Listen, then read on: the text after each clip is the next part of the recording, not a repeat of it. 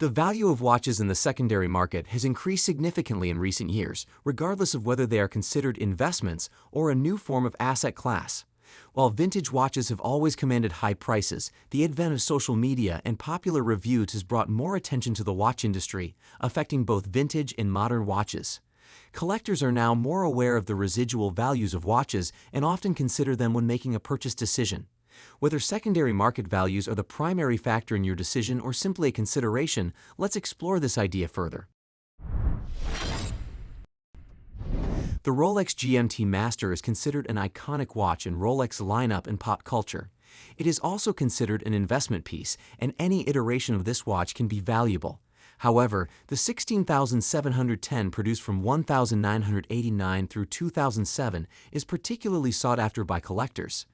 This watch marks the end of an era for Rolex's tool watches, as it was one of the last models to use upgraded materials that lean towards luxury, such as a ceramic bezel, updated bracelet, maxi dial, and case size. This model is available with 3 different bezel variations: the red and blue Pepsi insert, the black and red Coke insert, and the all-black bezel. Collectors love this watch for its iconic looks and tool watch practicality.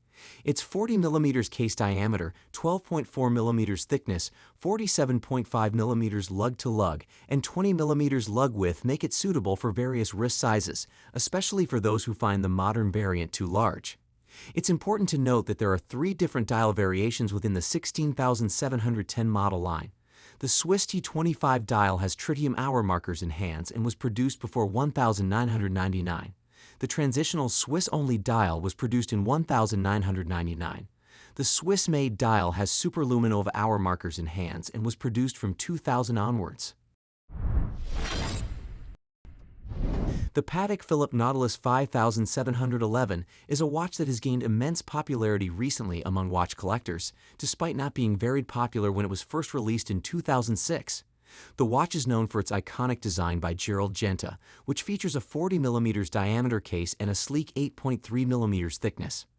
Over the years, the watch has been released in several references, including steel, gold, platinum, and gem set versions. However, it was the steel version that eventually gained the most attention and became a hit among collectors. The success of the 5711 can be attributed to several factors, including the brand heritage of Patek Philippe, the iconic design by Gerald Genta, and the rarity of steel sports watches from Patek Philippe.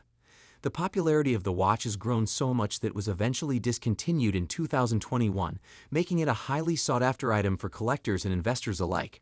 In fact, the watch has seen auction results that are more than 6 times its original retail price, making it a valuable addition to any watch investment portfolio. Picture a watch in your mind. You probably visualized a dive watch with a black rotating bezel, black dial, white hands, indices, and an oyster bracelet. This watch is the Rolex Submariner, an iconic timepiece that was first introduced in 1953.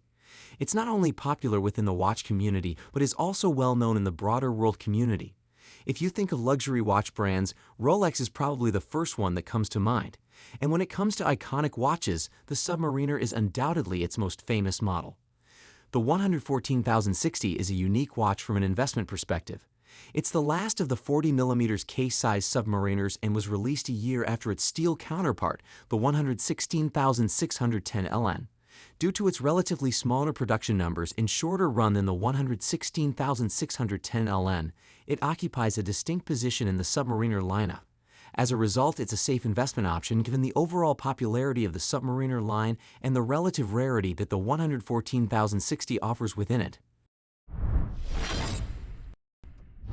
One of the most popular watches in the world, the Audemars Piguet Royal Oak Jumbo has become an icon. Unfortunately, it was discontinued in 2021. If a watch of this level of popularity is no longer being produced, it becomes increasingly rare and expensive, making it an excellent investment. The contemporary 15202 was introduced in 2012 as part of the 40th anniversary of the Royal Oak, recalling the original steel Royal Oak designed by Gerald Genta. Since then, stunning versions of the 15202 have been produced in white gold, titanium and platinum, and full yellow gold. Nonetheless, the original steel reference is still the definitive luxury sports watch. The Royal Oak is, after all, the first luxury sports watch. The The watch has a 39mm case size, is 8.1mm thick, and is powered by the caliber 2121. Anyone fortunate enough to wear the 15202 has already achieved success, regardless of its investment potential. The Omega Speedmaster is a well-known brand icon, particularly among watch enthusiasts. It is almost synonymous with NASA's accomplishments during the space age. The Speedmaster TK 2998 was worn by astronaut Wally Schirra during the Mercury Atlas 8 mission on October 3, 1962, making it the first Omega watch to ever venture into space. Schirra purchased the watch privately and wore it on his wrist during the mission, and it has since become a revered symbol of achievement. To commemorate Schirra's accomplishment of orbiting the Earth 6 times on board the Sigma 7 spacecraft, Omega launched the 60th anniversary reference to the original in the first Omega in Space Speedmaster in 2012. The FOIS was designed with vintage aesthetics in mind, featuring a 39.7mm diameter case size, symmetrical straight lugs, and a leather strap. This design was a departure from the now iconic twisted lugs of the professional Speedmaster and anticipated the current trend of vintage-leaning aesthetics in modern watch design. The FOIS has been discontinued since 2020, making it a rare piece with a limited 8-year production run. It is estimated that only 15,000 to 16,000 FOIS watches were produced based on numbered edition marked watches listed on the secondary market. The FOIS offers a vintage fit and appeal that is not available in the current Speedmaster line, making it a desirable investment for watch collectors. If you enjoyed this video and found it helpful, don't forget to like, share, and subscribe to Base Watches for more captivating content about the world of horology.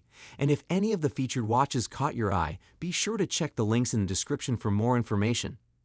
Stay tuned to Base Watches for future videos where we continue to showcase the best watches from around the world. Until next time, keep ticking and stay stylish with Base Watches. Thank you for watching, and we'll see you in the next video.